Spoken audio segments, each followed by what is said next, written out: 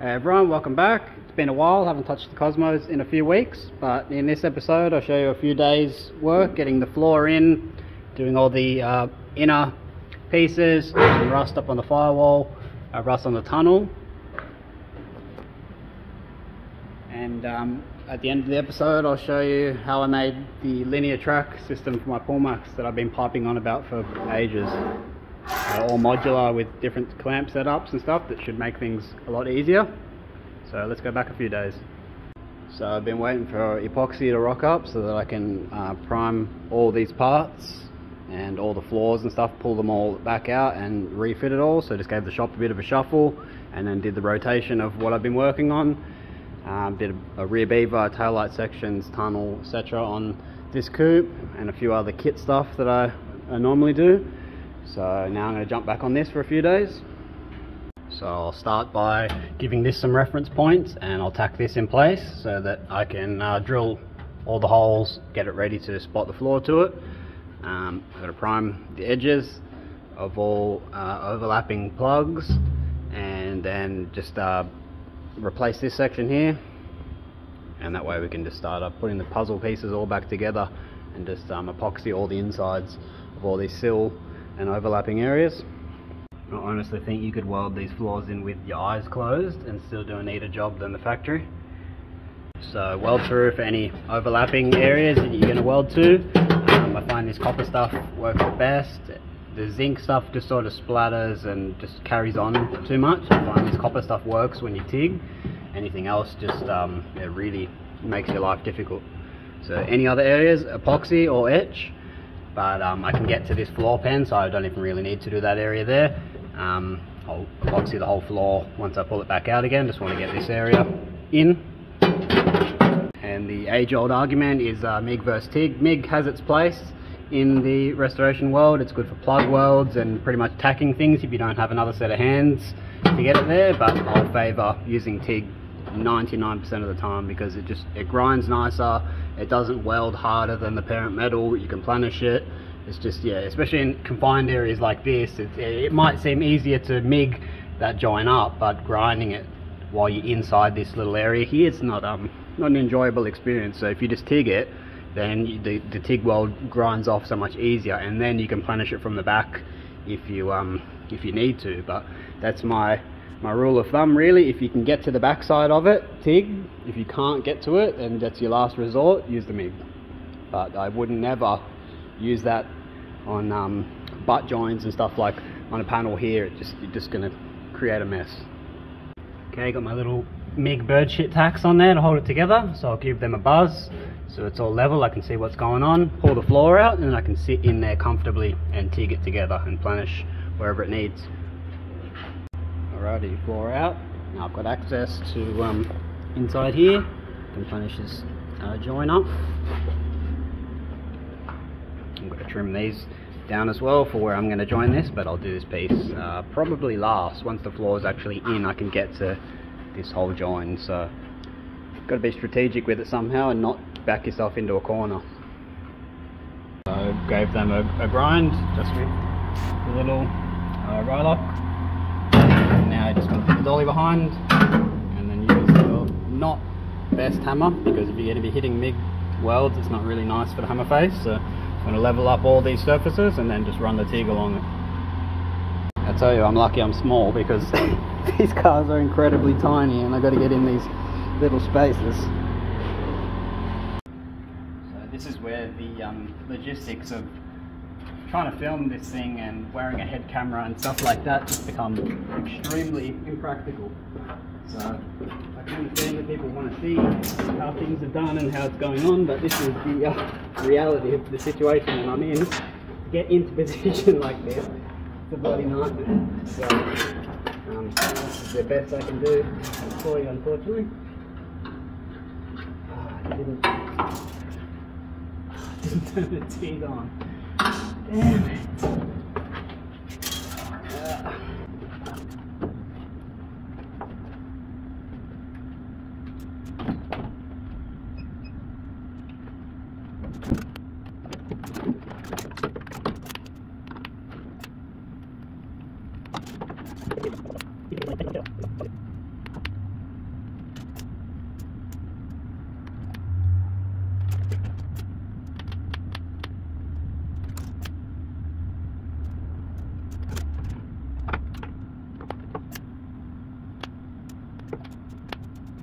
Not sure how much of that you could actually see with me in the way, but that's now TIG together.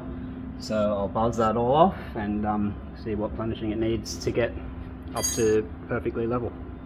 It would be obviously 10 times easier to film these things if I had someone with me that was holding the camera and could film and stuff like that, but the reality of it is I'm working by myself and just filming my day-to-day job. I'm not doing this as a TV show spec series with for clickbait or anything like that. I'm just filming the restoration documentary of this car, really. So to knock the TIG weld down, just give it a wire wheel, get rid of that heat affected zone that pops up on there, all that blue shit, and then I use a 36 Rylock just to knock the weld down close, and then I switch to an 80. I found these are the best, these 3M little Cubitron ones. They're more expensive, but they last so much longer than any other brand that I've tried. And you don't gouge the piss out of it, just keep it as flat as possible and just don't take too much material off. You'll plenish it up with a hammer and dolly, as you can see, if it's low or anything like that. So this is now at a stage where I can just hit this with the orbital with the 80 and it's done. You can probably argue and say, yeah, I just would have fucking slapped that on there and just migged it and it's done. Yeah, whatever, you can do that. Nobody's ever probably going to see it under all this carpet and stuff like that, but I'm striving to do nice work. I want a reputation of doing really nice work, and if you want to do MIG patch panels on your mate's four-wheel drive, go for your life. But that's not what I'm about here. So I just hit with the 80 on the whizzer, filled that little corner in and the other two screw holes, and that's happy days. The goal is to pretty much make it look like you were never there. So once that's got primer on it, it's perfect. For anyone who wants to see the backside, that's what it looks like. Plenty of meat still there on the TIG weld, and you get access to everything that's behind there to prime and seal it all up. So while I've got the floor out, I'll do the last drain hole. I'll TIG up these bends in the floor and just give it a few other areas that it needs addressing, and prep all the weldable edges that are all surrounding the perimeter of it. Still got to do the underfloor bracing as well, which is actually similar to another job that I got hit up to make for a Ford Zephyr panel van. The under roof bracing that runs edge to edge. I was asked if I could actually recreate that, so I think that's on its way here now to be recreated. So I did a little test piece to make sure I actually can do it, one piece. And the Cosmo floor will just be in reverse. Instead of stretching that edge before I tip this flange, I'll be shrinking that edge to wrap it around the floor that way and then tipping the last flange. Now I changed my mind, I might actually do this piece first while I've got everything off and out of the way. If I put the floor in, it might make it a little bit more difficult to get to these areas. So now I can access here for wherever I cut up to and join it along. So that's the other little challenge there, is you've got to always make sure you've got access behind things. Unless of course you're just going to MIG it on and smear it with bog, whatever. And I'll drill a hole in the top here, like a little access hole, so that I can get some more sealer and stuff in there, pour epoxy and shit in there, put cavity wax in there after, like just really try and seal it up so it's not going to do this again.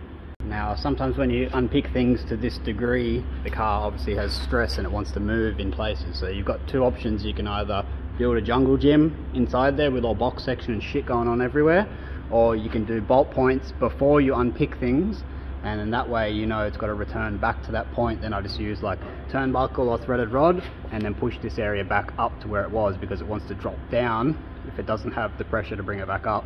And I've got all my reference holes that I need to know line up again, and happy days. And I do it this way because if I built the jungle gym, then I can't get in there. So it's a bit of a choose your poison approach. So just hitting it in place now, and I'm trimming it to the right height. In this area I can just run the air saw the whole way through there, but this area I've got to scribe and cut it manually with the grinder. Can't get actually past there. So keep going with it. And before we lose this little hole, I'm assuming it's for like a little clip pin for the kick panel, and I've got to write down the measurement for it, and then I can drill it back into this new panel. And then even from factory, this is the hole that's been drilled for the kick panel, and that's where it was meant to be, so center of that. So they gave you a large enough hole and you still got it pretty far on the piss. So it's good we can get it in this area and blow all this area out and then blast it all and seal it all up and spot back to this return. So another reason I like to blast cars myself is the peace of mind that they're done properly, because most people don't get the sealer and shit like that off, and what hides under that is the original paint, and what hides under that is the rusty metal. So it's just it's one of them things I like to do myself, because I know that it's too easy to not blast the whole car and just piss epoxy everywhere and it all looks great, but it's really not. And I have noticed a fair few sandblasters don't like it when you tell them you just want the car blasted. You'll deoxidine it, you'll phosphate coat it, you'll epoxy it, and yeah, they're not really interested suddenly in the job, because they know that they have to blast the whole car properly. They can't just fucking do a little over everything. So yeah, none of this rusty shit is staying. This is actually still the inner sill, which I've already chopped off everywhere else. I just didn't have access to this until now.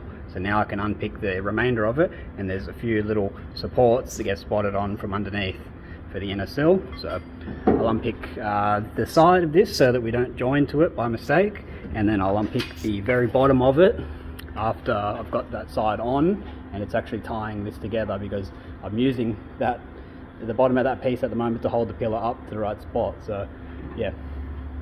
Okay, so that's all welded and whizzed to 80. I've just got to drill these plugs now to plug that section on, and then I'll finish the plugs up this end. Okay, so that just roughly hit with the 80 on the Orbi. Just got to drill these two holes here for those plugs. We'll get a tiny little bit more welding up to go here in the corner, and these plugs here. This area has to stay undone because the inner sill has to slip in there still and then get plugged along here. Okay, so plugs are done, both ends, welded and sanded. On to the next piece. Alright, so floor's fitting pretty decently. Just scribed along the outer edges so that I know where the weld through primer's got to go, and I've got to trim the floor back halfway along this join. That's where I'm going to try and hide the floor join.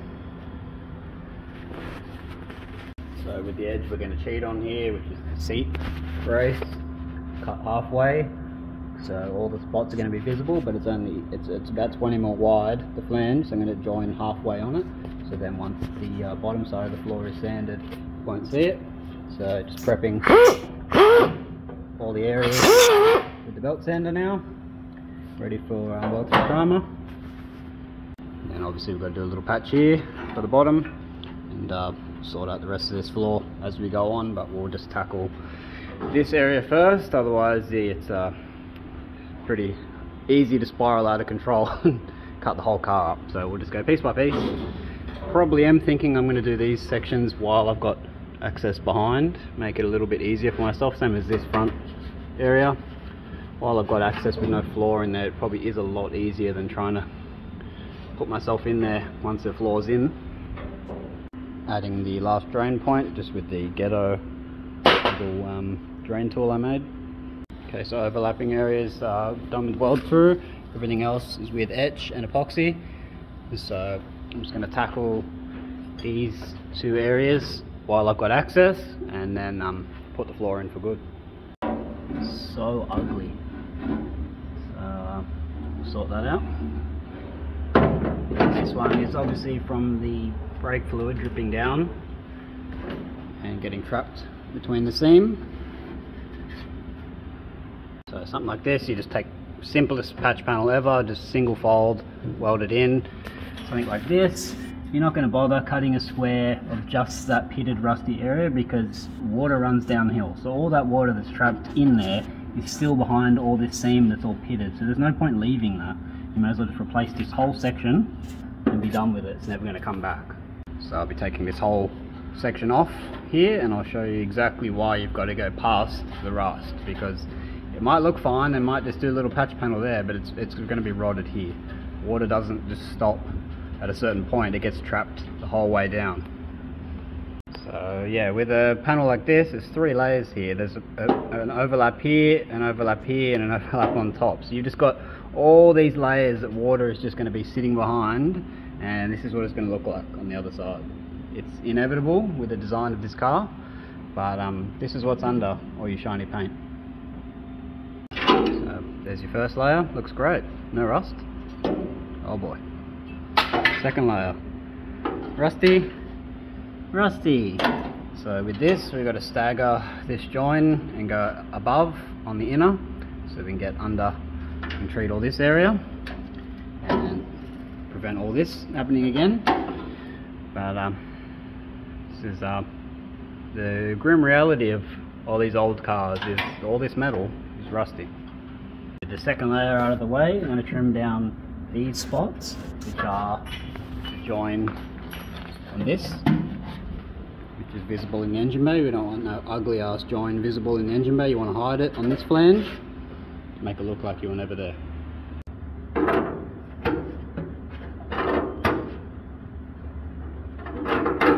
So I won't really bother showing much of this. The most boring patch panels you can do, really. So that's the first layer welded on. I'm going to make the outer cap now. Just ugly MIG welds on there, nothing fancy. All going to get grinded off.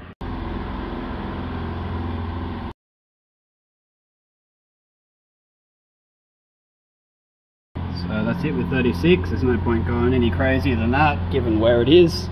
Just hit it with the 80 and be done with it. So yeah, I don't think anyone's going to complain with that, given where it is. You got little suck-ins here from the spot welds pulling the sheet in.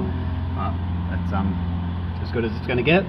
I didn't even bother getting rid of these little sausages here because it just matches everything else that's along here, so it doesn't look suspicious. Move on to this area now, infill this little area. Okay, so those two little patches sorted. Got one more thing up the top here which I kind of want to sort out. May as well do it now while the floor's out. Which is just above here, which holds the fuse box. So I think I'll unpick the bracket for the fuse box and then I'll join it underneath there. That way I can planish a bit further away from the edge. Grind the front of this one up yet as well. But the compressor is not really liking the heat. I put the compressor up on the roof and it's 36 degrees today and the compressor's not really enjoying life. It keeps cutting out on thermal overload, so it's a bit of a dent to the productivity when you can't use the air tools as much. Okay, so bottom plate is done. Use the spot weld drill bit now to pull this fuse box bracket off. I'm going to get this, just a little bit of wiring loom tab, take that one off and then I'll join it through here. And the easiest way I found to ever get spots off is to drill them about halfway first. You got a reference of where they are, then you just hack into it with the grinder a little bit just until it weakens it, and then you can just pop them all off. You don't damage underneath. And the reason we go big like that is because, yeah, it doesn't look that bad on this side, but once you look, you can tell that it's further than what you think. And you can see just with the heat of the grinder cutting that, it's already shrunk it. So see what happens here once it's tigged together.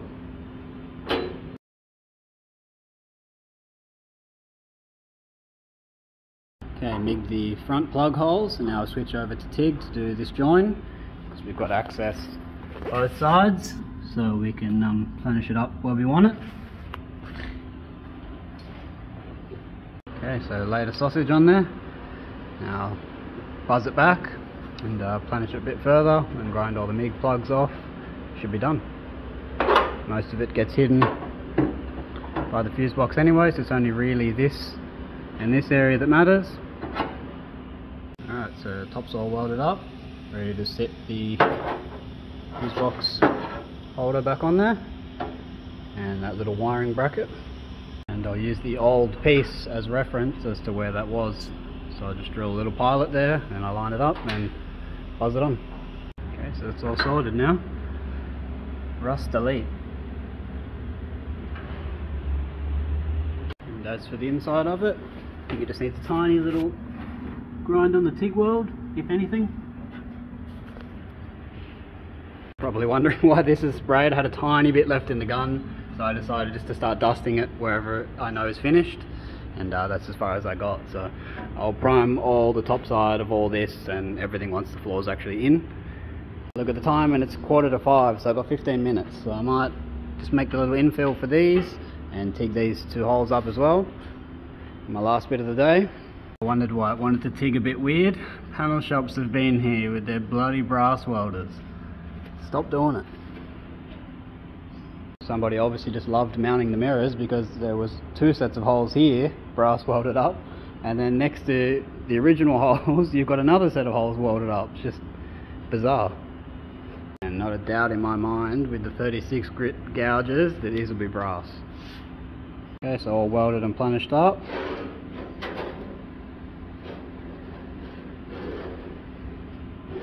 Happy days. Okay, so the indicator hole is filled in. Pretty sure this goes, but I'll confirm it on the other cars before I get rid of it. Well, turns out both indicator holes are wrong, so I've got to get rid of both of those external holes and add this one. Makes sense because this is the Series 2 bolt spacing. And the mystery has been solved of why the vent was different on my car. Is someone back in the day has put a whole Series 2 nose on it from here forwards. I started digging, I found aftermarket welds and stuff, so it explains why it's got a Series 2 valance on it and it matches the age of the car perfectly. So these little things, I wish you knew the history of these cars. It'd be cool just to find it all out. Okay, those 2 holes are buzzed up now. I think I'm ready to fit the floor. Just trying to make sure I don't put myself into a corner that I'm not going to be able to access any of here. As I said in a previous video, I'm pretty sure I'm going to unpick this, replace that whole section that's rotted and stuffed anyway, and I'll come up this high. That way, that's the last piece to go on to cap all the floor. I can treat all this area with fucking epoxy and sealer and just get it all sealed up, and I get access behind this TIG weld when I put the lower quarter on for the last time. So yeah, pretty much ready to sit this floor back in and fire up the bug zapper. Okay, that's in place now, ready to start welding it on. I've got bolts holding it nice and tight. But yeah, fitting really good. And as for this little rusty piece, I have made the entire piece, but I don't think I'll need it. I might cheat here and just join down the bottom, so that way the top looks completely original. But we'll see. I've got enough to go to about here, but I also want to change this bottom section of this floor. I'm going to put a little 50mm strip into this floor where it's rotted through. So I've got this little patch in here now. The corners I can't get to. The compressor has decided it does not want to play today, being 36 again. So this is the next piece to go in. So that goes up there, slips inside, then everything else gets spotted to the floor the whole way along, and then it steps up, and if I can get it together, steps up, and I got to chop that area out as well, so get to it. And as again, looks great, but I already know I've got to unpick the whole thing because it's hiding some secrets under there. I'll replace it with fresh. Yeah, there's some evidence of some under seal or primer or something there, but at least we've caught it. You can just wire wheel all this. It's all salvageable. It's just this top layer that was just wearing through from all the water catching in that area and just sitting under there. So best that we got rid of that now. And that's why I went to the effort of recreating the sill exact, so that it does sit, so hard to hold with one hand, it does sit exactly on there as per factory. Okay, so that's all the layers test fitted on now. It's ready to do the inner layer now that I know the outer's in the right spot and I've got some reference points. So yeah, unpick this outer back off and work my way to welding it all in. So just drilling where I need to do plugs along the top and bottom. And what annoys me the most is I had long jaws for my spot welder that would have got these surfaces, but the scrap truck at the last place I worked at somehow stole the the box of arms that I had sitting at the front. So I'm stuck with some pretty short arms for my spot welder, which is a bummer, because yeah, it would have been really nice just to do all spots up until here anyway. I obviously wouldn't have reached in there, but it's always nice to make it look completely factory. But with the top ones, I've offset them from the factory plugs, so I'll leave those alone, and we'll be on the in the middles of all those, so all the factory ones will stay. So along with the holes that I can get to here, I got this section that I had to drill on the inside, so that those that are in between this layer. So now I've got to unpick this, which is the old outer sill, and then I'll have access to respot the new sill along here once I do get to that stage. I am remaking this because it's all pitted and shit. I'm just leaving it there for reference at the moment, same as the back one. And just cut out that little section here of the floor, so I remake that section now, and should be good to go. I'd really like to get the inner sill in and done today, and then the outer on, ready to weld on, but we'll see how we go for time. Same as the inside of the floor, that's all ready to start doing welds, but it's so hot today that I'm just trying to do stuff that's outside of the car, so I'll wait for a nice cold morning and I'll jump in there and do that. Mazda wasn't shy with the spot welds on this piece. Must have been getting paid by the hour. 16 spot welds just in that little piece. Alrighty, so those patches are done, that side and there, which are on the bottom, and just gave the areas here just a whiz now that are going to get all the plugs attached to that area, so I can give it a prime. And obviously I'm not going to grind down this weld in here, it's for strength, it's on the back side of that patch, so that's fine. Okay, all the cars areas are all prepped up now, and same as the inner sill, ready to go on. Look at the state of the floor, this is 2 days. Ah, makes such a mess. Just a big tornado that comes through the building, just everything in its path just goes everywhere.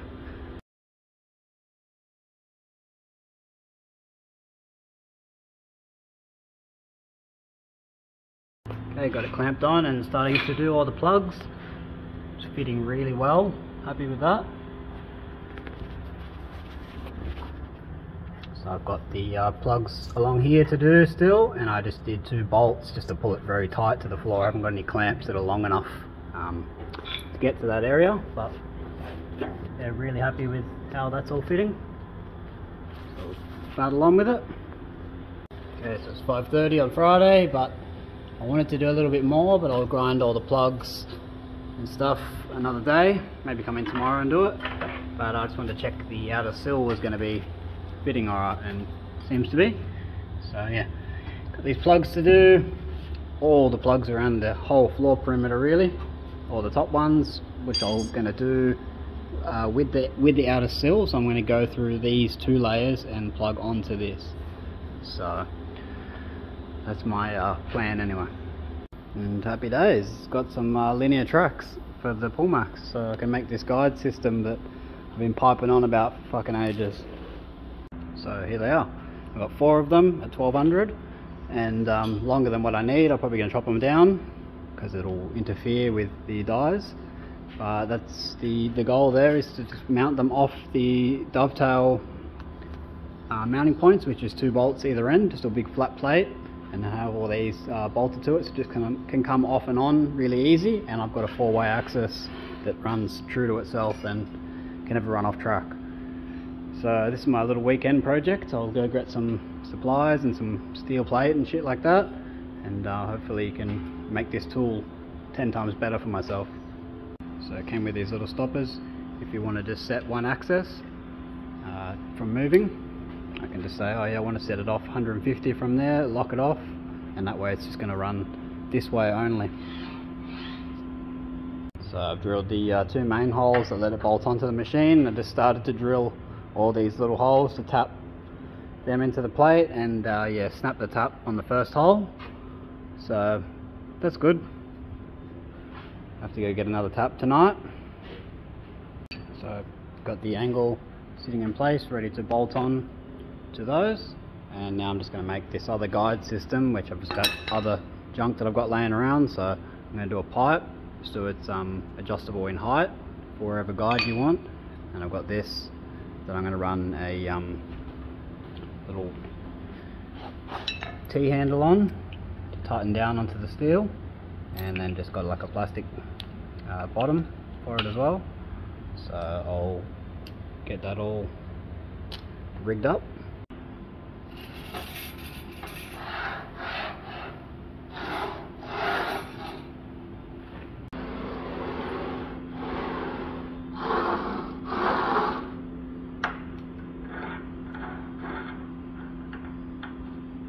Well, there's 30 holes drilled on this, so I'll plop these off now and tap all the threads. So yeah, basically this times 60 holes. I do have like a ratchet style one, and I could put it in the drill, but I'm really unlucky with taps, no matter how cautious I am and what like cutting paste and stuff I use. So I'll just tediously do it by hand and hopefully don't snap them.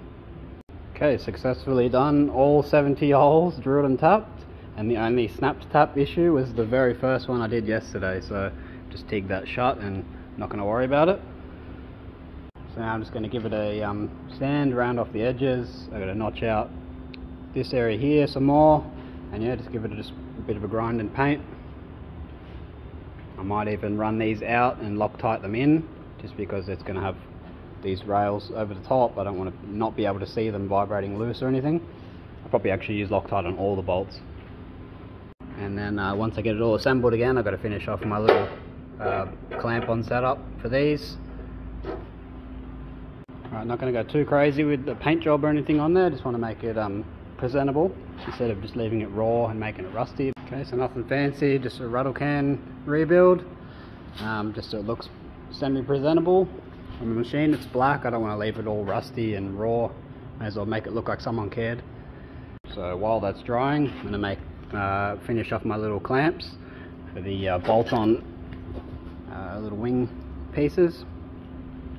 So they gypped me 2 packets of bolts. They only put in 2 packets with the linear rails, so enough just to bolt 2 of them together, not the 4 rails. So now this actually really bugs me that these bolts will be different colour.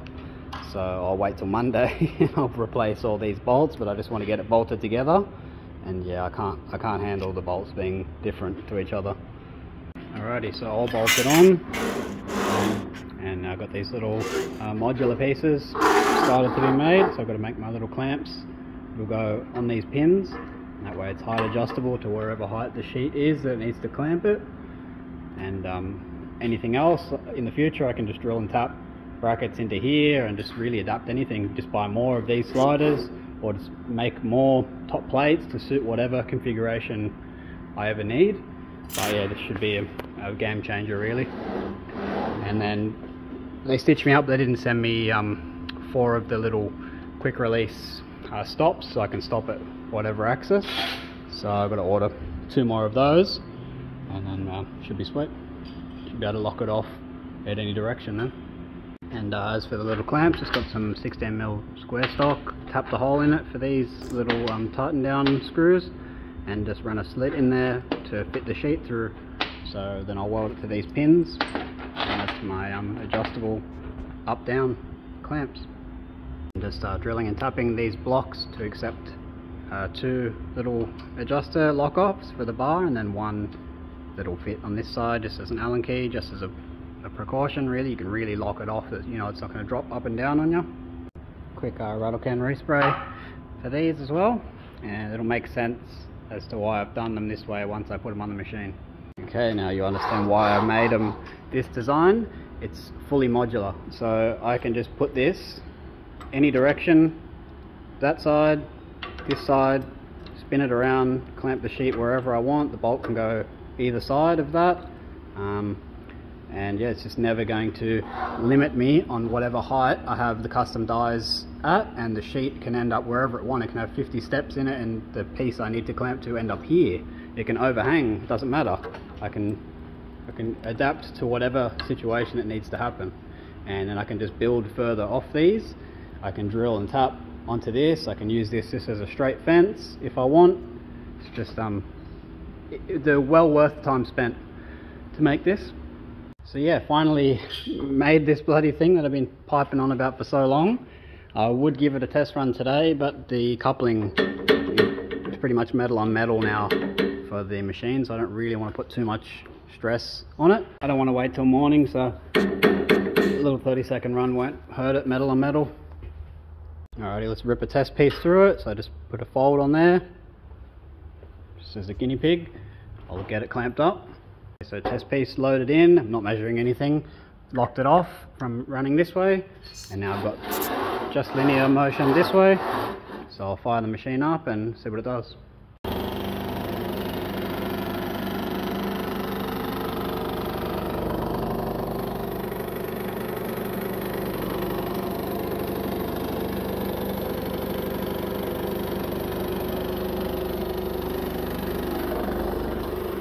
Started to slice in my hand, so I let go, but yeah, happy days.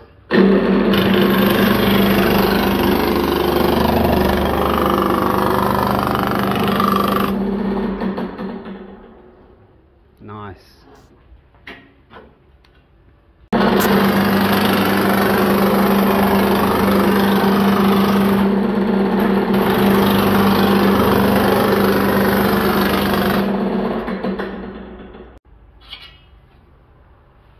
Straight as an arrow. Nice. I've also got the two leftover pieces of the front track and rod that I could modular mount onto this fence as well, or get another bit of plate and adapt it to these as well, so then I've got something that's even beefier if somehow these are not enough. Yeah, options are endless now. Stoked. So yeah, the only issue that I can see that needs improving is there's a dead spot here. So if there ever chance that the sheet somehow needs to be at that height, I'm just going to make another set of clamps here that 45 up and then across, so that will allow me to have that clamping point in the middle there, in that dead area. So that's a simple fix. It'll probably take me 10 minutes to make another set of these clamps, and I'll just keep the two sets. I'll probably end up making way more clamps in the future just for specific jobs. And on the topic of making more clamps, I'll probably make another one that's an upright clamp, so that if it's got somehow it's got a flange on the end of a floor pan or something like that, and there's actually nowhere else to bite to, I need to bite in the other direction, I'll make a set to accommodate that. Alrighty, so there's the other clamps that I've made. So I've got the vertical ones, and I've got the stepped ones to take up that little dead spot. So yeah, give them a paint and I'll show you on the machine.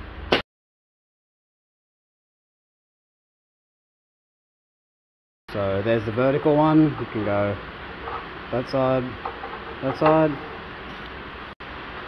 and here's the one to take up the dead spot. So I can drop all the way down, go this way, and get my dead spot that's there, and go this way.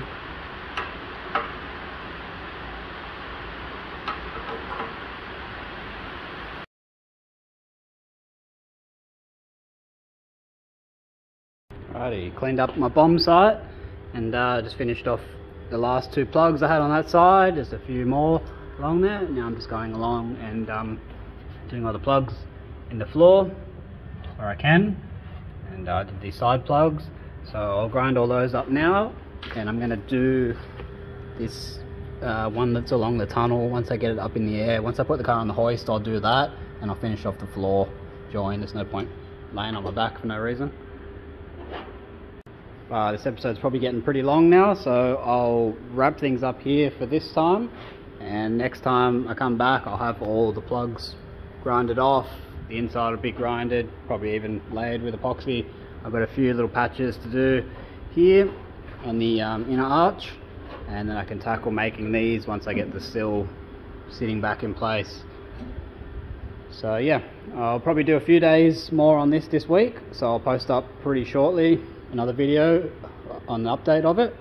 So thanks again for watching, and I'll see you soon.